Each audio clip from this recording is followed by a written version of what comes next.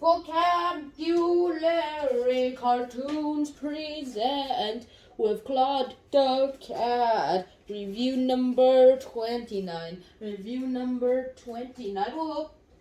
Thought that was you for a second over there. Yeah. So I really hope you guys enjoyed today's episode because today we have a really great one to plan and pre-planned and everything. So let's get this video started with. Number 1, we have these 10 words. One of them meaning Umbridge, which is a noun that doesn't mean Professor Umbridge, but Umbridge basically means to take real, how should I say, insult about a remark.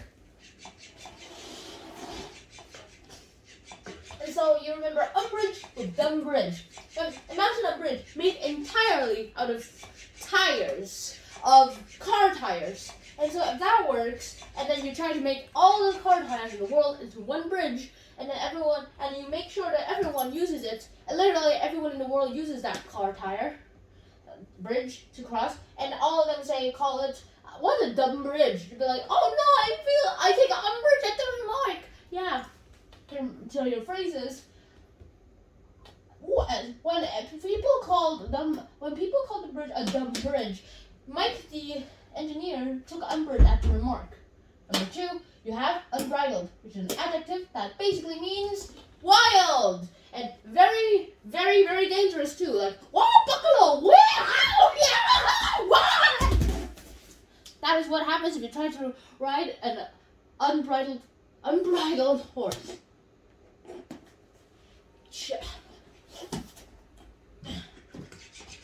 And so now that the unbridled is here, you remember it was bridle. Bridle is basically that thing you put on a horse's head so that you can ride safely and controlly. Like trot, trot, trot, trot, trot, trot, trot, trot. Move it! Yeah!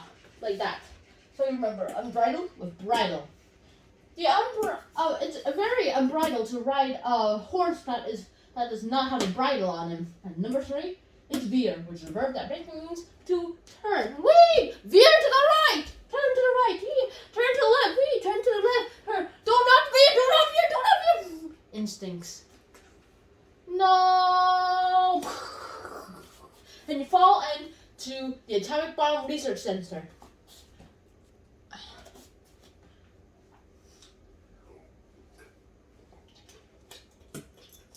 So, you remember veer with pier. Now, what's a pier? It's basically like a carnival. So, how do you remember veer with pier anyway? So, this is how it works. I told you to veer at the end of the pier, Pierce. Yeah, you remember it like that. I told you to veer at the end of the pier, Pierce. Did you forget about that? Did you forget to turn at the end of the pier? That's your phrase. You should have veered at the end of the pier, stupid. So, number 4, it's verbatim, which is a noun that basically means a written thing that is written word by word of a conversation. So, verbatim basically means you're writing down a conversation. And if you write it down in verbatim, that means you write literally every exact word that's said. Like, if he says, it's a great day, it's a me, mommy, me good at 5-0, you write, it's a good day, it's a me, mommy, mo. And whatever I just said, I just forgot. And so, you remember verbatim or Vern's bat? Vern wrote his coach's instructions on his bat verbatim. Number 5, it's a vertigo, which is a noun that basically means to feel dizzy. And so you remember vertigo with where to go.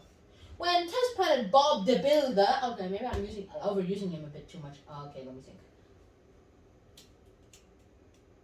When test pilot Clay got a case of vertigo, he had no idea where to go.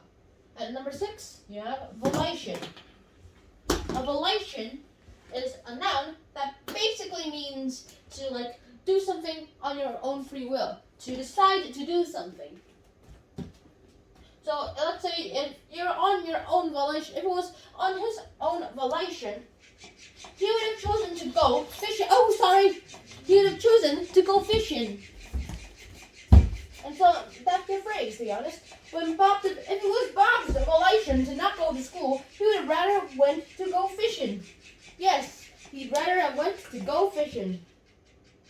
And so number 7, it's wane. Wane is a verb that basically means to, well, waver or to get destroyed. And yeah, so your word for wane, so like remember wane, is rain. Snowmen wane in the rain, which is why they need umbrellas. And number 8, you have wither. Now, there are actually 3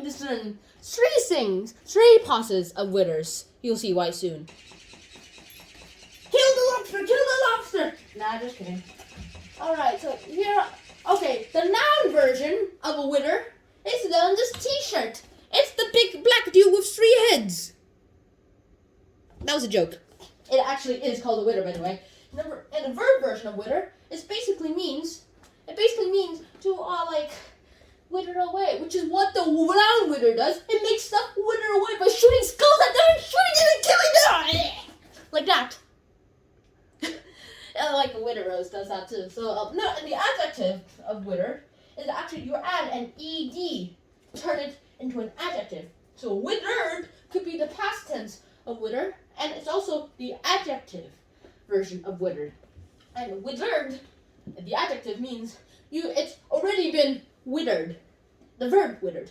The adjective, okay, oh my gosh, this is so confusing. Adjective withered means a withered rose is a rose that has already verb withered. Got that? And number 9, it's rest, which is a verb. Let's say you have a gun. And then there's a policeman who did this, who wrested the gun out of your wrist. Like that. And so rest basically means to take something away or wrestle something away. Yes, that's where the word derives from, wrestle. And so you remember rest with wrist. The policeman wrested the gun out of the thief's wrist by doing a karate chop on the thief's wrist. Wow. And number 10, a noun called your. And it's a noun called your, and you remember your, which means the olden days, the really, really old days, really ancient days. And by that, I actually mean days, when I say your, it more like refers to the Middle Ages. That's very old, guys. Remember your with floor. How? Well, here's how you do it. In the days of yore, you would sleep on the floor. And so I really hope you guys enjoyed this episode. And hopefully you guys will forgive me for accidentally mistreating the cats loads of times. Sorry for stepping on your tail, by the way. And I really hope to see you guys soon in another episode of Handsome Sean. So until next time, sign out. Peace! Pop these in. And 3, 2, 1.